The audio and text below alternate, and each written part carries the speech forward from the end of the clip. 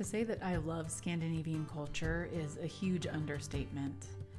Every Nordic country that I've been to so far has exceeded my expectations in beauty, comfort, convenience, and safety.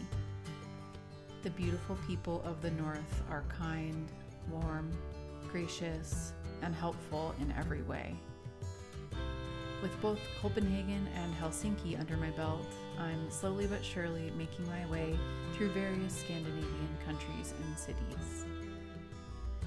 In case you're new here, my name is Paige, and last year I quit my corporate 9-to-5, sold all of my belongings, left my home of 15 years, and bought a one-way ticket to Europe. After years of working in jobs that I hated, I was finally able to become location independent and make the transition from full-time corporate employee to fully remote digital nomad. I've been traveling the world ever since, working from anywhere and everywhere as I explore new lands and cultures all across Europe. I'm so excited to bring you along for the ride and share the journey with you. To get to Stockholm, I took the overnight ferry from Helsinki, Finland. The ferry was a super fun, unique, and affordable experience. You can check out my video from a few weeks ago if you want to learn more about it. So I arrived by boat and took a shuttle bus from the docks into the city center. My hostel, the Generator Hostel, was only a few blocks from where the bus dropped me off. I was delighted at how nice, beautiful, and clean the neighborhood was. First impressions of the hostel were that it was clean and modern. I did arrive early and I wasn't able to check in until 2 p.m., but they had luggage storage facilities available for rent as well as some nice common areas to hang out and get some work done. I didn't capture any footage of my all-female dormitory as there was always someone in the room, but I found the room and the bed to be clean and comfortable. My first order of business was to grab some dinner, and I found a local pizza place nearby that had good reviews. It's so funny to me that they serve pizza with scissors. This is something that I've never encountered before in the United States. Anyway, I didn't mind, and the pizza was super yummy. Alright, well, it's my first full day in Sweden. I don't have the mic hooked up, so sorry if the sound is bad, but I'm on my way to the Swedish History Museum right now. And it's an interesting day. It's a little bit cold, but pockets of sun keep popping out, so I'm sure it's a lot warmer now than it is in the winter. So happy to catch a little bit of warmth and sunshine while I'm here. Okay, let's see what this museum's all about. I'm honestly not really a museum person, at least I haven't been in the past, but I've got to be honest, I was totally blown away by the Swedish History Museum. They had an exhibit about the prehistoric people that occupied the lands of Sweden, and they also had a temporary exhibit about the Vikings of Sweden.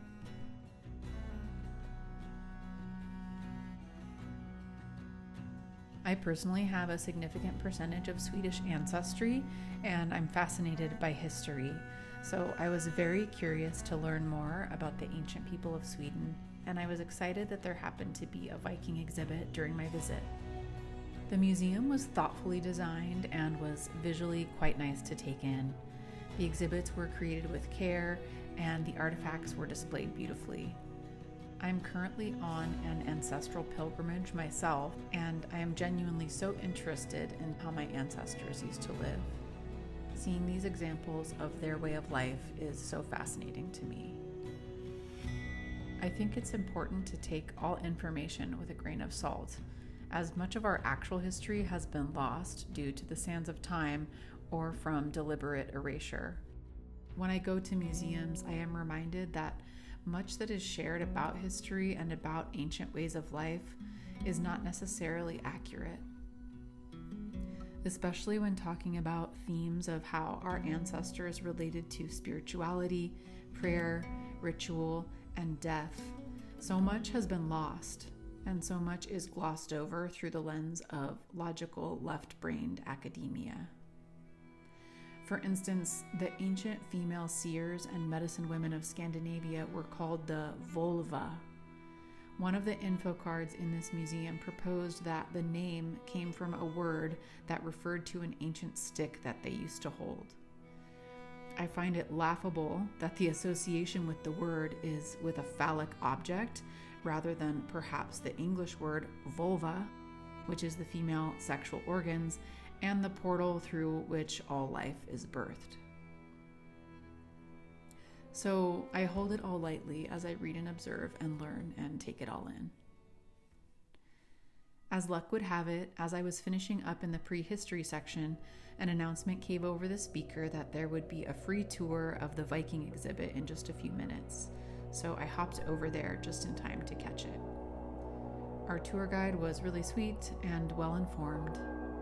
It was a short tour, only about 30 minutes, so she was limited in how much information she could share. Having done a lot of research on Viking culture myself, I was familiar with some of the facts she spoke about, but there were some new nuggets of information gathered as well, and it was fun to have her to accompany us while we looked through the exhibit at all the artifacts and displays. Apparently, the Swedish History Museum has over 1 million Viking artifacts. Not all of them are displayed at all times, but they currently have the second largest collection of artifacts in the world, second only to Copenhagen. One of my favorite displays was this motion graphic depiction of Odin and his journey to the underworld.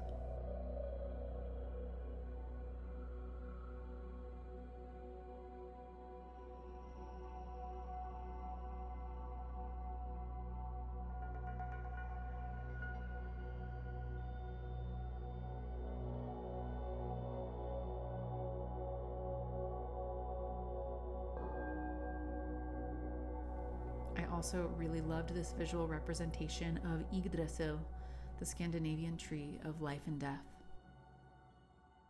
I don't know about you, but I'm usually exhausted after I go to a museum. I don't know what it is about it. It's a lot of walking and standing on your feet, and sometimes it takes many hours to see everything. So when I left, I was ready for a snack. So I headed back towards the hostel. I stopped at a nearby bakery that had come highly recommended for a Fika, and I had the most delicious traditional cardamom pastry with a flat white. It was perfection. The next day was my last day in Stockholm, and so I was determined to see Gamla Stan, the infamous Old Town neighborhood of Stockholm. It was a short bus ride from the hostel and only took me about 15 minutes to get there.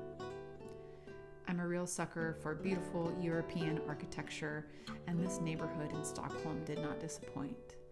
I was immediately taken by the old historic churches and buildings with their ancient aesthetic and old world charm. Much of Gamla Stan is quite touristy, and so I was unimpressed with most of the shops that were selling the same cheaply made goods as every other store. But I still enjoyed walking around and taking it all in. After a quick lunch, I headed over to the main square to attend a free Viking walking tour that someone at the hostel had recommended to me. It's agreed we should start the Vikings noise blowing horn, right? Yeah? Yes. Yeah. Or maybe you want me to be like one of those tour guides who go like, in 1520 on this fair there was a Stockholm flip-flop, let's go to the next stop. No, you didn't come for that, no? You came for Viking stuff, yeah? Ah. All right, let's do the Viking stuff then, and attract more tourists.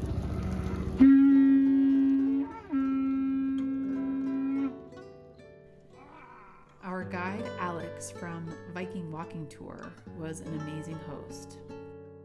He was a wonderful guide, super animated, charming, and was a captivating storyteller. His tour was multi-dimensional and involved everything from lots of humor and laughs to live music,